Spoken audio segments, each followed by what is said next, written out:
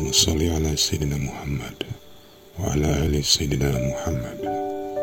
Marilah kita simak bersama-sama ceramah dari Abah Guru Sekumpul Syekh K. Haji Muhammad Jaini bin Abdul Ghani Al-Banjari. Selamat menyimak, semoga bermanfaat. A'udzu billahi minasyaitonir rajim. Bismillahirrahmanirrahim. Alhamdulillahi rabbil alamin. Allahumma shalli wa sallim wa barik ala sayyidina Muhammad al-amin wa ala alihi wa sahbihi ila yaumiddin, amma ba'd. Subhanaka la ilma lana illa ma 'allamtana innaka antal alimul hakim. Wa la hawla wa la quwwata illa billahil aliyyil 'azim al-'azizil 'alim 'adada kulli harfin kataba wa yuktabu abadal abidin wa dahrad dahirin. Radiyallahu anni wa 'ankum wa 'an jami'il muslimin. وقال رضي الله عنه وبعد فيا أيها الأخ الصالح الأود الناصح إني أوصيك ونفسي بتقوى الله وصية رب العالمين في كتابه المبين للأولين والآخرين. Kemudian daripada bismillah, alhamdulillah, salawat dan salam, maka wahai saudaraku seagama yang sudah diberi anugerah iman, yang aku cintai, yang mempunyai hati yang baik, ketahuilah bahwasanya aku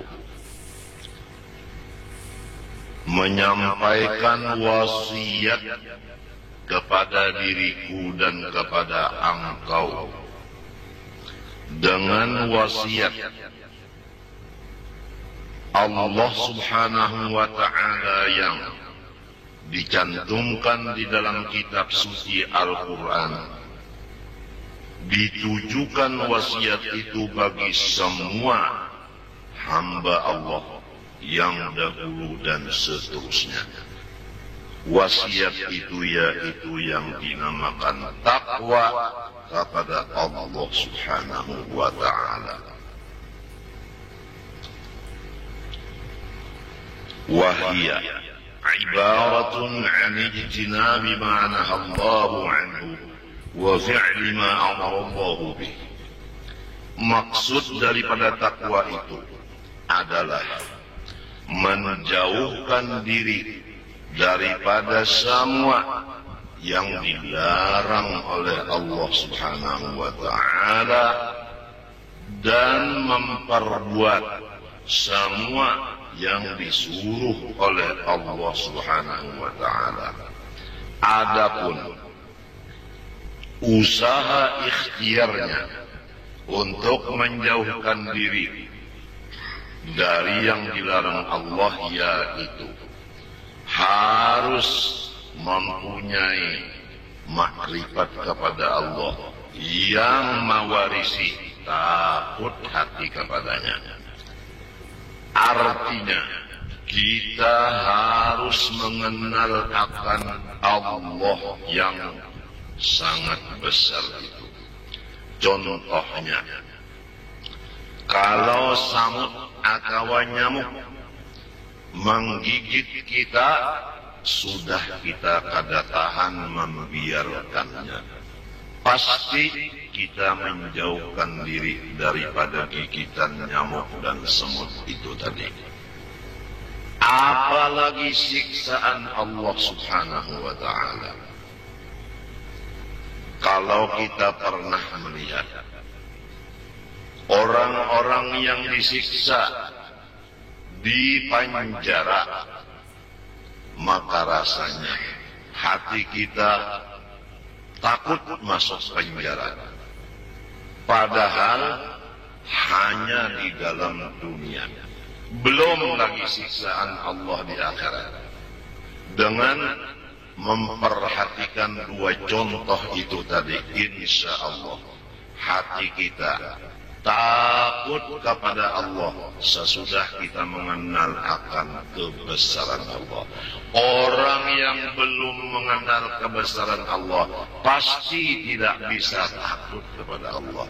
Misalnya, orang yang tidak tahu kebesaran gurunya, maka tidak bisa ia takut akan gurunya itu. Maka gurunya dianggapnya teman biasa, manusia biasa. Malahan gurunya dianggapnya lebih remeh daripadanya. Akibat tidak makrifat, belum mengenal. Orang yang bisa menghormat guru, orang yang sudah kenal kebesaran guru itu. Guru pertama diwajibkan melajari akan si murid. 2, guru disuruh memelihara murid itu. Guru disuruh mendoakan murid itu. Guru disuruh beribadah pahalanya untuk si murid. Kok begitu? Pahala guru dibagi-bagi untuk murid. Gak masuk akal. Nah begini, guru itu seperti ayah. Setiap orang tua wajib menafkahi anak-anaknya. Maka jelas, setiap orang yang punya guru, ibadah-ibadah guru itu diserahkan guru kepada Allah, mohon pahalanya diberi ganda, dibagikan kepada anak-anak muridnya sebagai anak-anak tanggungannya. Sebagaimana orang punya anak buah, wajib mencarikan nafkah gasan anak buahnya untuk anak buahnya.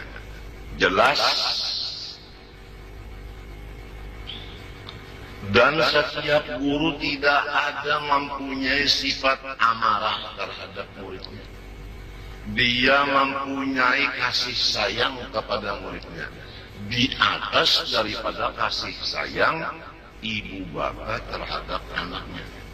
Sekali lagi, lebih kasih sayang guru terhadap murid dari ibu bapak si murid itu terhadap anaknya tadi.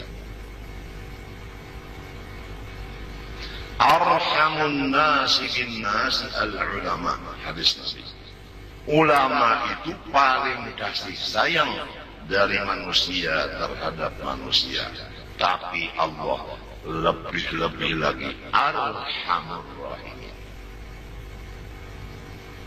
Nah, kalau orang sudah betul-betul yakin bahwa Allah itu besar dan kasih sayang, niscaya dia takut kepada Allah Ta'ala dan dia mengharap kepada Allah.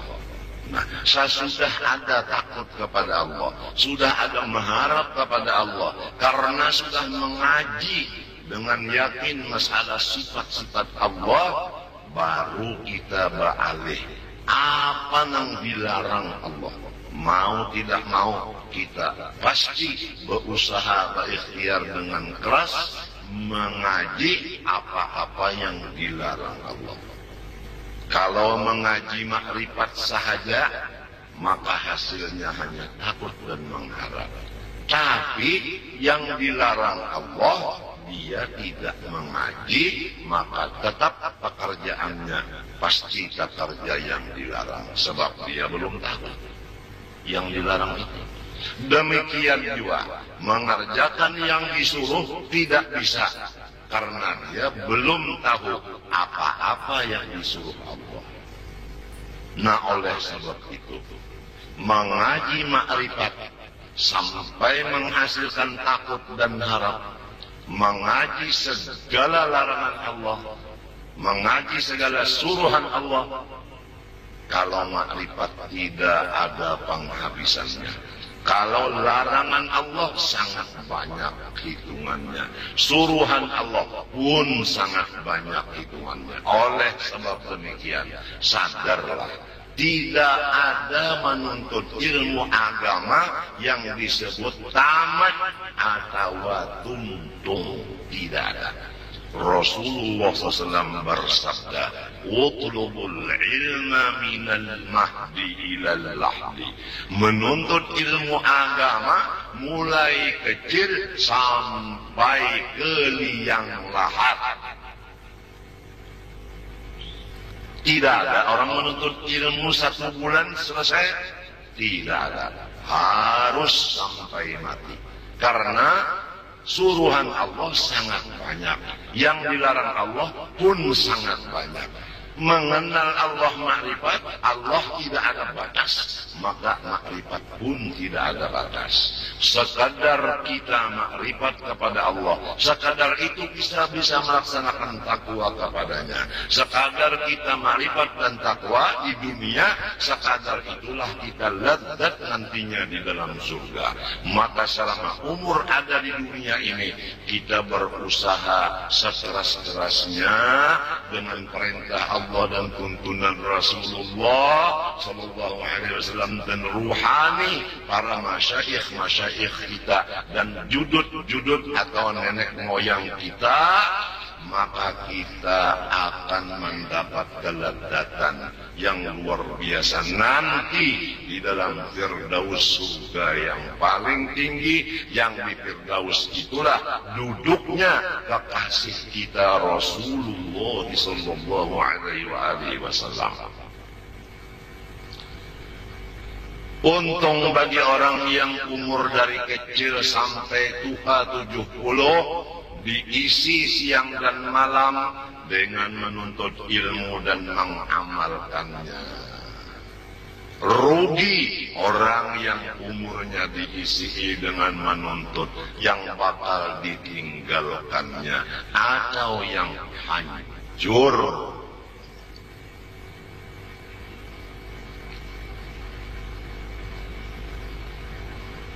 Semoga Allah Subhanahu wa ta'ala memberikan kita akal yang jernih, sehingga dengan parantara akal yang jernih yang diberikan Allah kepada kita, kita bisa memilih mana yang mestinya diambil, mana yang mestinya ditinggalkan.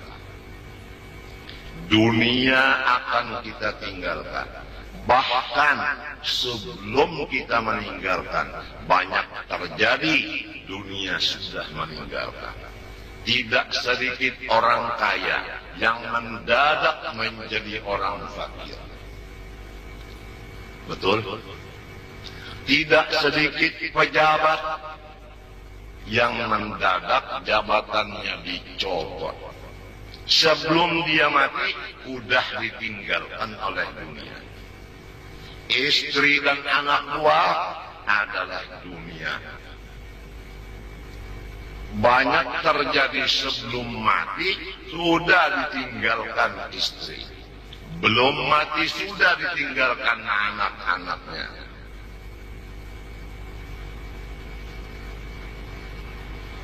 Ya, semoga Allah Subhanahu wa ta'ala satu-satunya harapan kita memberikan kita akal yang bersih. Karena ciri-cirinya akal yang bersih, memilih yang kekal abadi.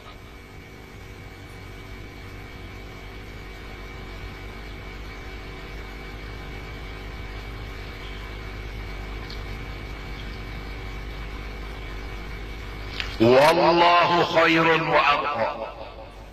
Yang paling baik dan paling kekal. Tidak ada dua, hanya satu, yaitu Allah. Semoga akal kita bersih, jernih diberi Allah, sehingga kita memilih Allah dari yang lain-lainnya. Yang lain dari Allah pasti akan meninggalkan kita. Kadang-kadang di dunia sudah ditinggalkan kita. Istri kita kadang-kadang di dalam sehari semalaman itu 2-3 jam tidak mau ngomong dengan kita. Karena apa? karena dia marah dengan kita. Padahal dia mulai awalnya sudah menerima uang mahar dari kita. Kemudian dia menerima uang untuk pakaian, menerima uang untuk makan minum, menerima pendidikan pelajaran agama dari kita, tidur di rumah kita. Namun terjadi pernah sehari semalaman 2 jam istri kita tidak ngomong dengan kita, marah, mukanya tidak lagi senyum. Betul?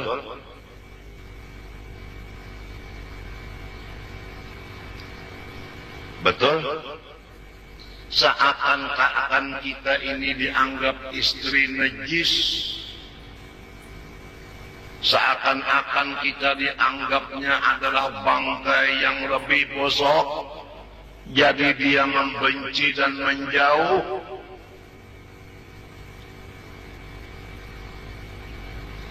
Soal biasa, sebab istri bukan orang yang paling baik. Istri bukan orang yang kekal. Wallahu khairun wa abqa. Yang paling baik, yang paling kekal kata Al-Quran adalah satu, Allah. Biarlah istri begitu, biarlah harta begitu, biarlah teman-teman begitu, biarlah segala macam dunia begitu-begitu, tapi yang penting Allah jangan sampai hilang di otak, di hati, di pengerasaan kita.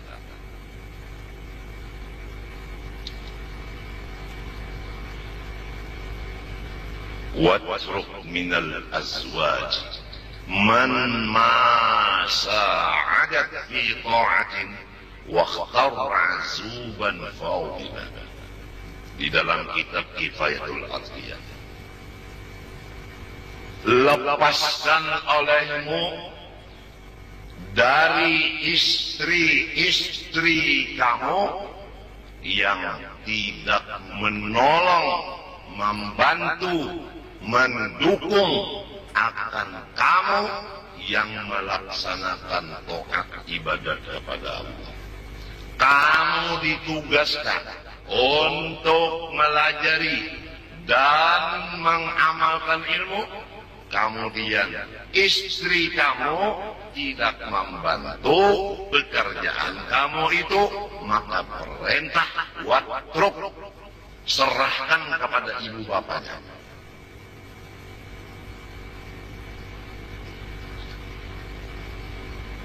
Maka kita Ahlus Sunnah wal Jamaah punya dalil 4, Quran, hadis, ijma' dan qiyas.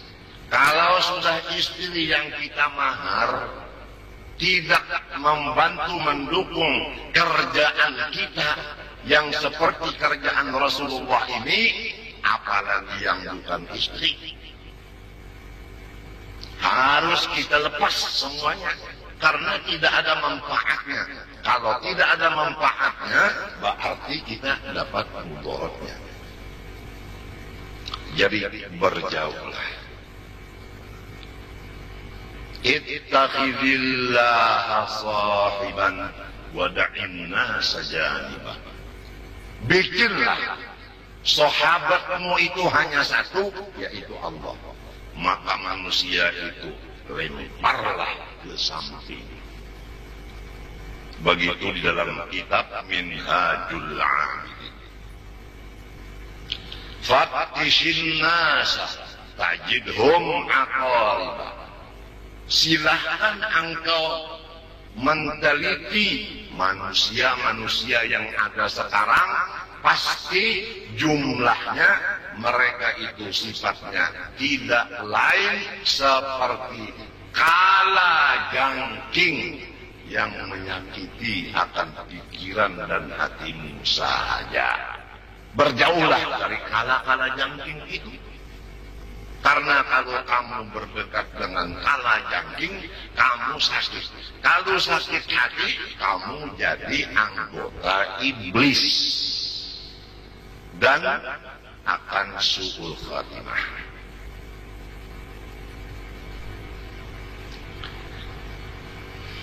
Syekh Saman Al-Madani di dalam manaqib beliau mulai kecil, artinya seterusnya. Tidak ada teman beliau, hanya dua golongan.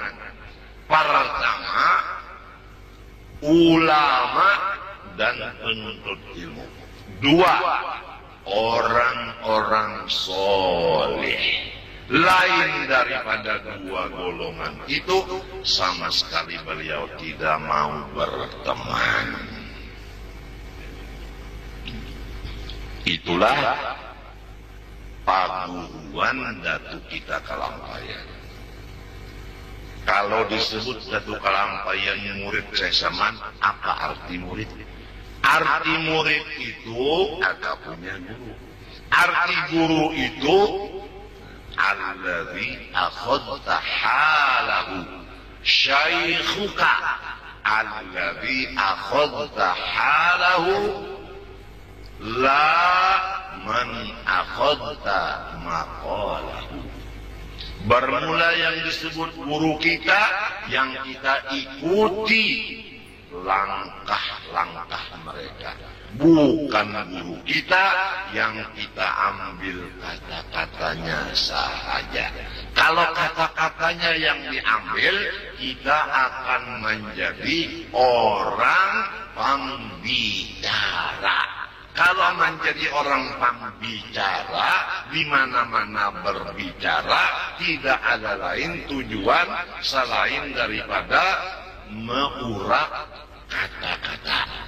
Yang disebut ulama ulul lisan, yang disebut ulama munafik.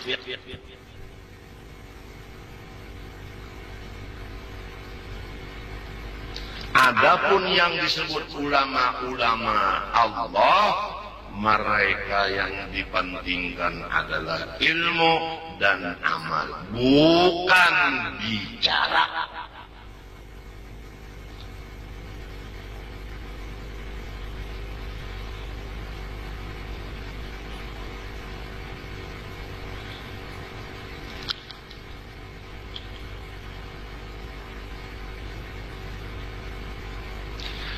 Syekh Saman berarti Datu Kalampayan. Sebab Datu Kalampayan ini bagaimana Syekh Saman, begitulah Syekh Arsad.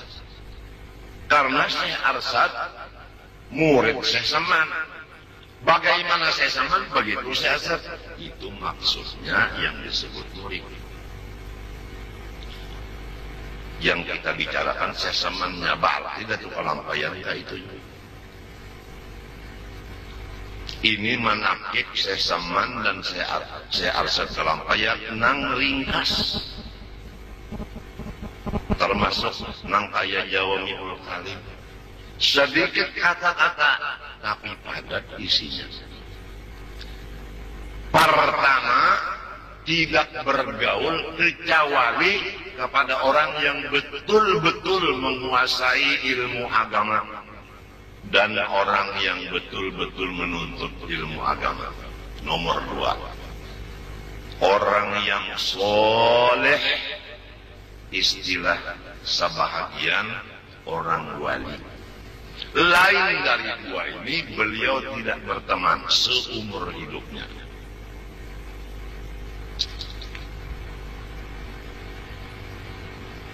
Yang kedua, Syekh Saman sama dengan Syekh Arsad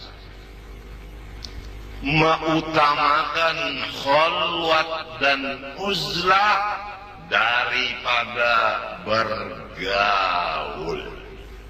Jelas? Jelas?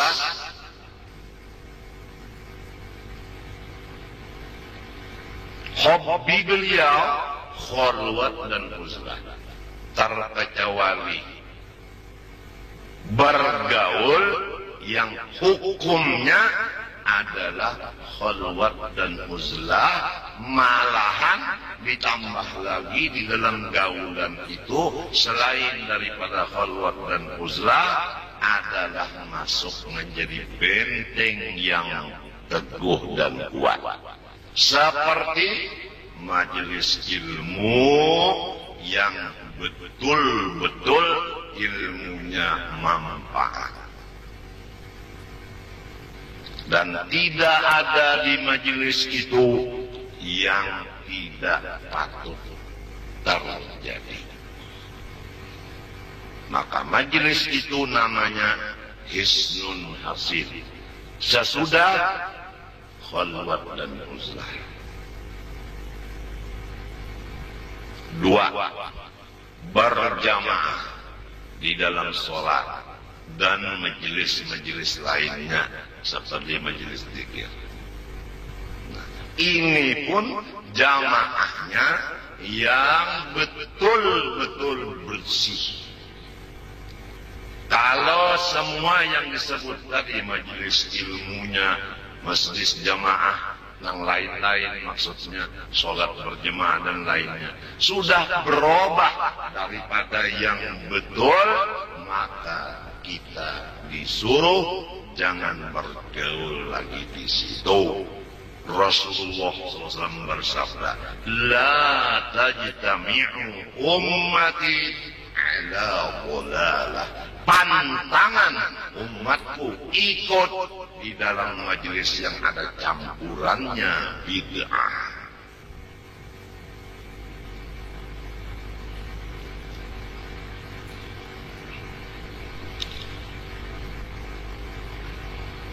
Jadi jelaslah bahwa diri kita ini taksir mengaji ma'rifat. Oleh sebab itu takut dan harap kepada Allah sangat sedikit.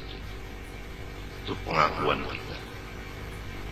Yang kita takuti itu lapar, yang kita takuti haus, yang kita takuti garing, yang kita takuti kurang duit, yang kita takuti macam-macam. Semua yang tidak patut ditakuti itu yang ditakuti. Yang disuruh takuti yaitu Allah. Wa khafuni in kuntum mu'minin wa iyaya farhabun. Kenapa tidak? Karena kita banyak mengenal yang lain dari Allah daripada mengenal Allah. Lebih jelas yang lain dari Allah di hati kita daripada jelasnya Allah di hati kita. Buktinya lebih takut kepada yang lain dari Allah daripada takut kepada Allah.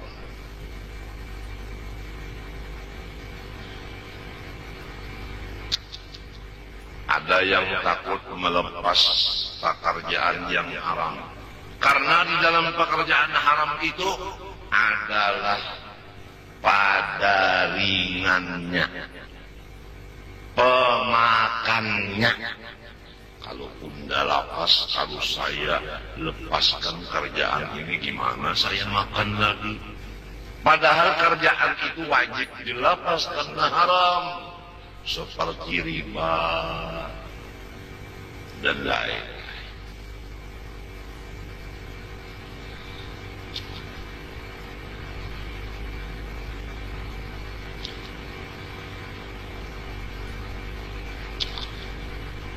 Yang kedua, kita mengakui taksir meninggalkan yang dilarang Allah. Buktinya kita kurang menggunakan waktu, mengisi waktu, belajar apa-apa yang dilarang Allah. Yang ketiga, kita mengaku taksir mengerjakan yang disuruh Allah. Buktinya belajar napa-napa yang disuruh Allah, kita kada tapi rajin. Banyak waktu diisi yang bukan daripada yang demikian itu. Asal pengakuan tadi berhasilnya kita bersifat tawadhu. Tapi kalau kita takabur, sebaliknya. Kita merasa ma'rifat sudah komplit, merasa takwa sudah sempurna, maka itu namanya orang yang paling jahil.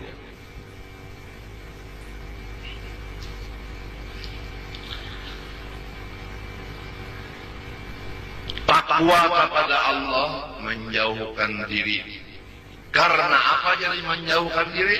Karena apa yang dijauhkan, yaitu yang dilarang oleh Allah. Jadi dasarnya takut dulu kepada Allah, mengaji akan apa-apa yang dilarang Allah, baru bisa melaksanakan ijtinab makna Allah. Yang kedua, mengaji dulu sifat-sifat kasih sayangnya Allah. Udah tahu, lalu mengharap. Dengan adanya mengharap, bisa kita mengaji apa yang disuruh Allah, lalu mengerjakannya. Jadi dasarnya meninggalkan yang dilarang Allah karena takut kepada Allah.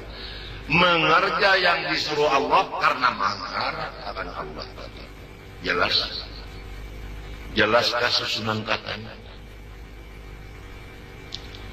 Maka takwa yang dimaksud itu tadi, itulah wahia al-musammatu bil istiqamah. Takwa itulah yang diberi nama dengan istiqamah. Istiqamah itu apa? Allati hiya khairun min alfi karamah. Istiqamah itu lebih baik dari 1000 keramat. Kalau ada orang berkeramat, pertama keramatnya tahu diisi hati orang, melihat aib-aib nang goib-goib itu, melihat keramat keluarganya itu satu. Yang kedua misalnya bisa terbang dari rumah ke Mekah, pulang pergi 1 menit. Kemudian berjalan di atas air, kemudian sholat di hawa antara langit dan bumi, di situ dia sholat umpama. Kemudian lagi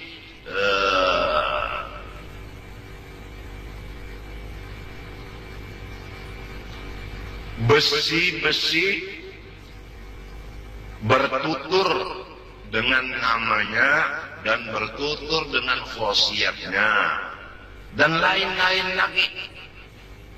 Hitung beberapa keramat dibanding dengan istiqomah, mengerja suruh, menjauhi larang, maka pangkatnya orang yang istiqomah lebih tinggi dari pangkat orang yang punya keramat jutaan itu tadi.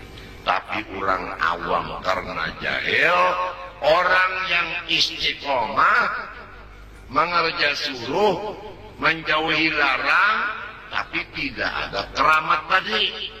Dianggapnya yang istiqomah itu belum sampai kepada Allah, belum wasil lagi. Nah, orang yang mempunyai keistimewaan seperti berjalan di atas air dan sebagainya, dianggap orang jahil, orang awam, itu yang sudah wasil kepada Allah. Padahal yang paling besar pangkatnya yang istiqomah ini. Kalau yang keramat-keramat itu bisa terjadi di diri orang yang masih ada bid'ah. Saya ulangi, keramat-keramat itu bisa terjadi di atas diri orang yang masih bid'ah. Tapi kalau istiqomah, jelas itu sudah khalifah Rasulullah. Pernah terjadi Abu Yazid Bastami melepas anak-anak muridnya pulang masing-masing kampung halaman. Satu pulang ke kampung halaman, kemudian balik lagi kepada gurunya Abu Yazid. Guru, saya ketemu di kampung saya ada seorang ulama. Kalau anggapan saya wali, keramatnya begini, dia terbang di hawa. Bilangnya Abu Yazid Bastami, apa bedanya orang itu dengan burung? Yang satu datang lagi, assalamualaikum. Waalaikumsalam. Syekh, saya melihat di kampung saya ada orang ulama, kalau saya nganggap wali karena keramatnya dia berjalan di atas air. Jawab Syekh Abu Yazid Bastami, apa lainnya, apa bedanya daripada ikan dan kodok?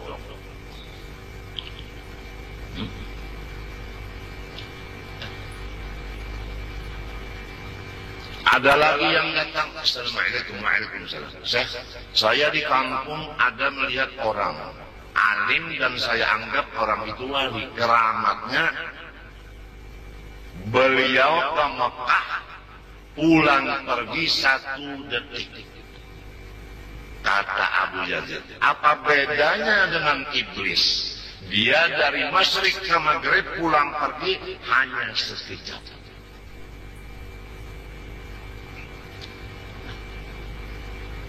Assalamualaikum. Murid yang satu lagi, Syekh, saya ketemu orang alim yang punya keramat. Kalau saya menganggap wali, keramatnya apa? Dia tahu isi hati saya.